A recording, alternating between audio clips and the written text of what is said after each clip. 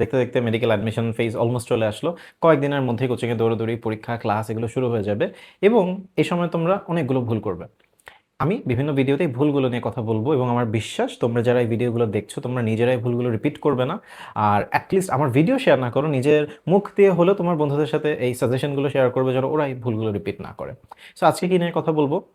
Coaching শুরু হয়ে গেলে তোমরা জানো যে তোমাদের ডেইলি ক্লাস হবে এবং পরের ক্লাসে কি হবে, আগের ক্লাসের উপরে এক্সাম হবে, ডেইলি এক্সাম যেগুলোকে আমরা বলি। এরপর সপ্তাহ শেষে উইকলি এক্সাম হবে। তো এই পরীক্ষাগুলো দেওয়ার মেইন সিস্টেম কি হওয়া উচিত?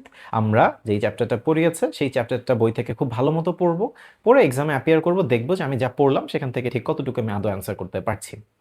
এখন এই পরীক্ষাগুলোতে কিছু প্রশ্ন দেখবে যে এগুলো কোনো মানে তোমার পড়া বই থেকে আসে না।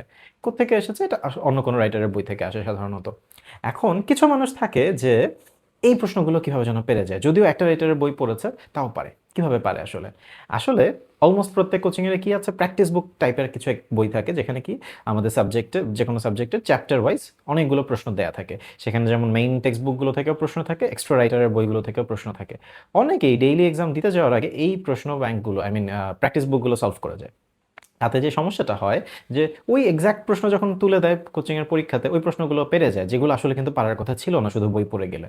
এখন ওই হুবহু তুলে দেয় কিছু প্রশ্ন পেরে আমি যে এক্সট্রা নাম্বারটা পাচ্ছি, এটা কিন্তু আমাকে কোনো, মানে আমার কোনো কাজে আসছে না। এটা একটা ফলস সেন্স অফ স্যাটিসফ্যাকশন দিতে পারে অনেককে, এমন দেয় যে যার হয়তো অ্যাকচুয়ালি 40 পাওয়ার কথা সে 45 পাচ্ছে, যার 45 পাওয়ার কথা সে 50 পাচ্ছে। মনে হচ্ছে আমি বেশি পারি, বাট আসলে কিন্তু বেশি পারি না। ওই প্রশ্নগুলো আমার পারার কথা ছিল না। অ্যান্ড ইনফ্যাক্ট আসল পরীক্ষাতেও কিন্তু এমন কিছু প্রশ্ন থাকবে তোমার যেগুলো তুমি কমন পাবে না। সো কিছু প্রশ্ন যে আমি প্রত্যেক পরীক্ষাতে কম পারবো, ভুল করবো, এটা খুবই স্বাভাবিক। কিন্তু যখন আমরা এই প্র্যাকটিস বুকগুলো সলভ করে যাই তখন অনেকটা প্রশ্ন ফাঁসের মতো একটা ব্যাপার হয়ে যায় যে ওই প্রশ্নগুলো হুবহু তুলে দিবে, বিকজ আমি আগের দিনই ওটা সলভ করে আসি, তো এটা আমি পারবোই ডেফিনেটলি। কিন্তু ওই নাম্বারগুলো খুব একটা উপকার করবে না। তাহলে কথা হচ্ছে এখন এই প্র্যাকটিস বুকগুলো কেন দিয়েছে? এগুলো কি ফেলে দিব? অবশ্যই না, এগুলোর প্রয়োজন আছে। আমার কথা হচ্ছে ডেইলি এক্সামের আগে প্র্যাকটিস বুকগুলো সলভ করে না যাও। তখন কি করো, ডেইলি এক্সামের আগে সিম্পলি তুমি তোমার টেক্সট বুকটা পড়ে যাও। কিন্তু অন্য কোনো সময়ে র্যান্ডম অন্য কোনো চ্যাপ্টার পড়াচ্ছে কোচিংয়ে, তখন তোমার কিন্তু আগের পড়াগুলো রিভিশন করা উচিত।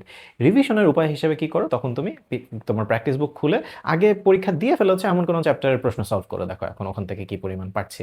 তখন ওগুলো সলভ করলে তো কোনো সমস্যা নাই, কিন্তু জাস্ট পরীক্ষা দিতে যাওয়ার আগে সলভ করো না। খুবই ছোট একটা অ্যাডভাইস, ট্রাস্ট মি, এটা লাইফে অনেক হেল্প করবে তোমাদেরকে।